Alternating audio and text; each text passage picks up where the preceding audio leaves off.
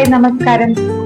നമ്മുടെ കാലുകളില് വളരെ കാലമായിട്ട് മുറിവ് കൂടാതെ നിൽക്കുന്ന വ്രണങ്ങൾ പലപ്പോഴും ഒരു സാധാരണ സ്കിൻ പ്രോബ്ലം ആയിരിക്കില്ല.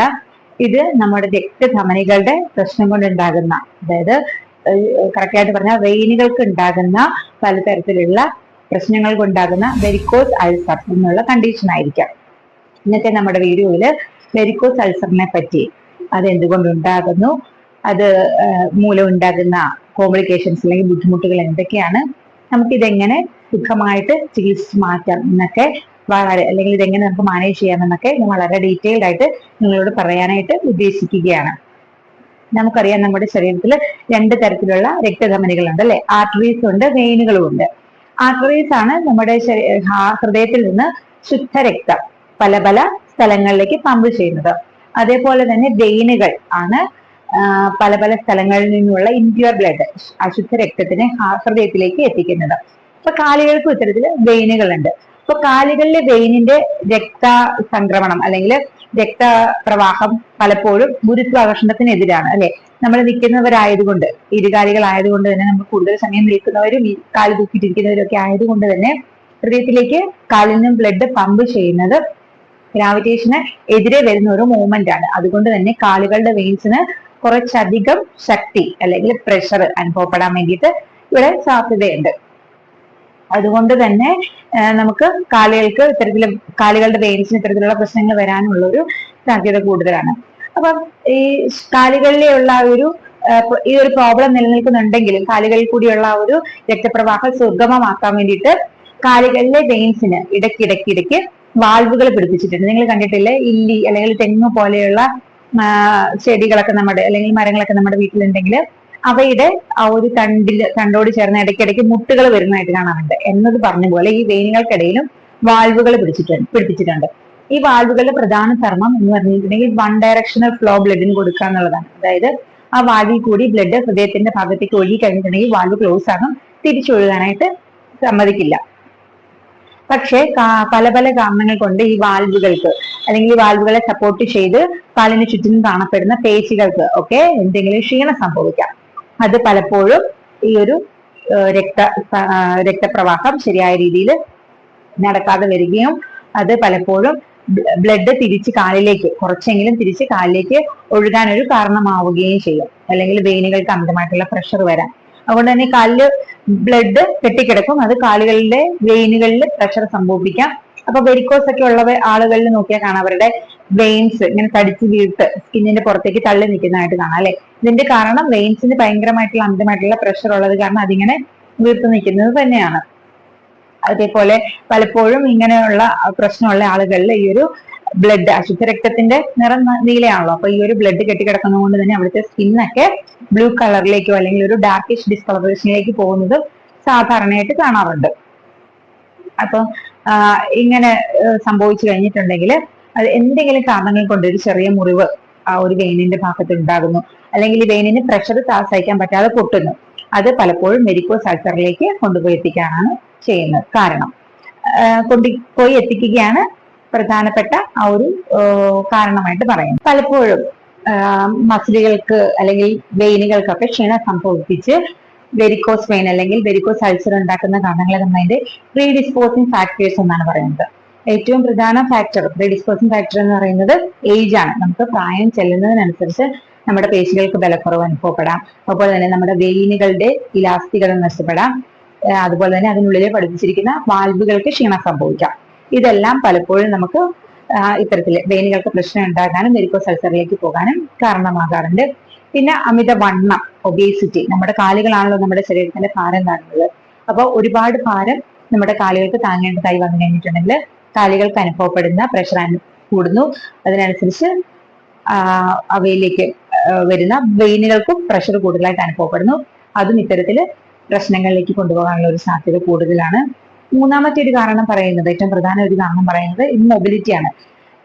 തീർച്ചയായിട്ടും നമ്മളുടെ കാലുകളിൽ ബ്ലഡ്, ഈ വാൽവ് കൂടാതെ ഈ ഒരു വെയിൻസ് വഴി കാലുകളിൽ നിന്ന് ഹൃദയത്തിലേക്ക് ബ്ലഡ് പമ്പ് ചെയ്യുന്നതിന് ഒരു പ്രധാന ധർമ്മം വഹിക്കുന്നത് കാലുകളുടെ കാൽവണ്ണ അല്ലെങ്കിൽ അവിടെ കാണുന്ന മസിലുകളാണ്. അപ്പൊ ആ മസിലുകൾക്ക് ഒരു മൂവ്മെന്റ് കിട്ടുന്നതിനനുസരിച്ച് അല്ലെങ്കിൽ അവ റിലാക്സ് ചെയ്യുകയും കൺട്രാക്ട് ചെയ്യുന്നതിനും അനുസരിച്ച് ആ ഒരു ആക്ടിവിറ്റി കാരണം നമുക്ക് പലപ്പോഴും രക്തചംക്രമണം കുറച്ചും കൂടി എളുപ്പമായിട്ട് സംഭവിക്കും. അപ്പൊ നമുക്ക് കാലുകൾക്ക് മൂവ്മെന്റ്സ് ഇല്ല അല്ലെങ്കിൽ വളരെ കുറവാണെന്നുണ്ടെങ്കിൽ ഈ ഒരു മസിലുകൾക്ക് അവിടെ വലിയ വർക്ക് ഇല്ലാതെ വരികയും അത് പിന്നീട് വെരിക്കോസ് വെയിൻ അല്ലെങ്കിൽ വെരിക്കോസ് അൾസർ പോലെയുള്ള പ്രശ്നങ്ങളിലേക്ക് കൊണ്ടുപോയി എത്തിക്കാൻ ഒരു കാരണമാകാറുണ്ട്.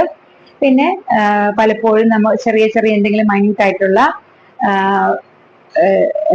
മുറിവുകൾ നമ്മുടെ ആ ഒരു വെയിൻസിന്റെ ഭാഗത്ത് ഉണ്ടായി കഴിഞ്ഞിട്ട് നമ്മളത് പ്രോപ്പറായിട്ട് കെയർ ചെയ്യുന്നില്ല അല്ലെങ്കിൽ ട്രീറ്റ് ചെയ്യുന്നില്ല എന്നുണ്ടെങ്കിൽ അത് വെരിക്കോസ് അൾസറിലേക്ക് എത്താനുള്ള ഒരു ചാൻസ് ഉണ്ട്.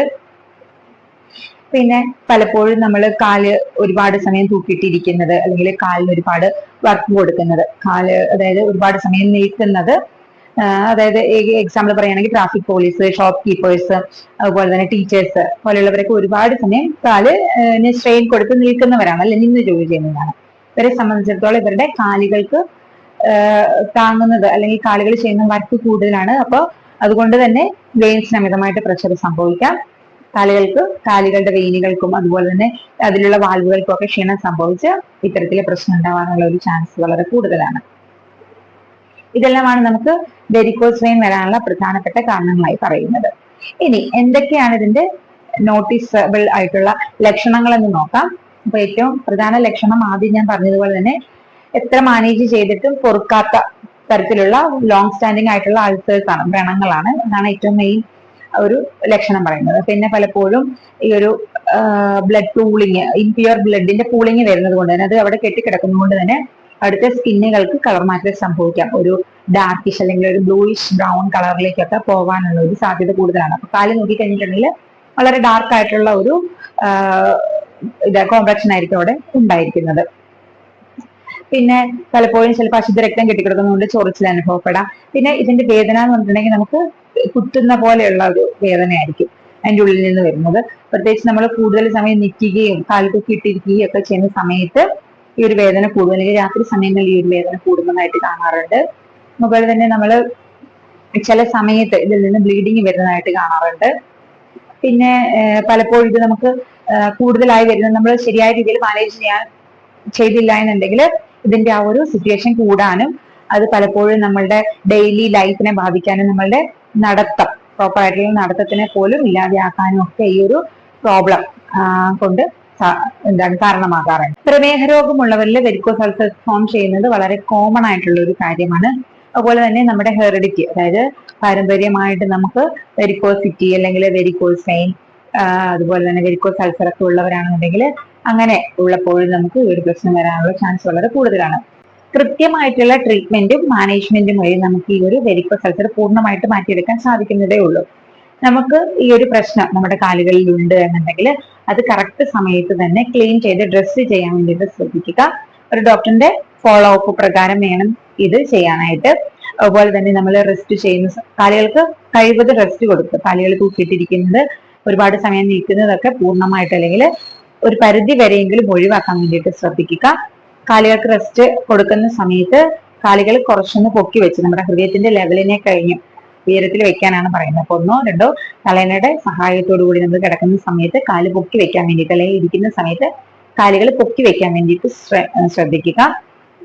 അതോടൊപ്പം നമുക്ക് അമിത ഭാരം പോലെയുള്ള പ്രശ്നങ്ങളുള്ളവരാണെന്നുണ്ടെങ്കിൽ തീർച്ചയായിട്ടും അത് ഒഴിവാക്കുക.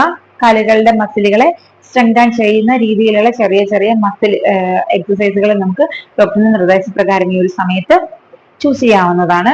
അതുപോലെ തന്നെ നമുക്ക് ഹീലിങ്ങിന് സഹായിക്കുന്നത്, നമ്മളുടെ മസിൽസിനെ ബിൽഡ് ചെയ്യുന്നത്, നമ്മളുടെ മുറിവുകളൊക്കെ പെട്ടെന്ന് കരിയാനും ഒക്കെ സഹായിക്കുന്നത് പ്രോട്ടീൻസ് ആണ്.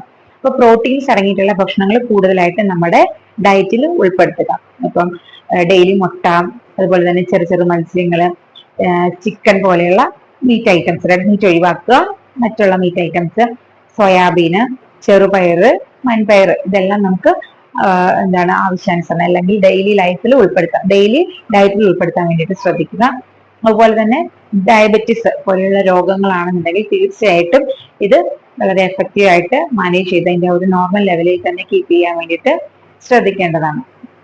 അപ്പം വളരെ നല്ല രീതിയിൽ നമ്മൾ കെയർ കൊടുക്കുന്നുണ്ടെങ്കിൽ നമുക്ക് വളരെ മികച്ച രീതിയിൽ തന്നെ ഈ ഒരു അൾസറിനെ പൂർണ്ണമായിട്ടും കരിയിച്ചെടുക്കാനായിട്ട് സാധിക്കുന്നതാണ്. നമുക്ക് ഹോമിയോപ്പതിയിൽ വെരിക്കോസ് അൾസർ, വെരിക്കോസ് വെയിൻ പോലെയുള്ള എല്ലാ കണ്ടീഷൻസും വളരെ എഫക്റ്റീവ് ആയിട്ട് മാനേജ് ചെയ്യാനും ട്രീറ്റ് ചെയ്യാനും ക്യൂർ ചെയ്യാനും ഒക്കെയുള്ള മെഡിസിൻസും അവൈലബിൾ ആണ്.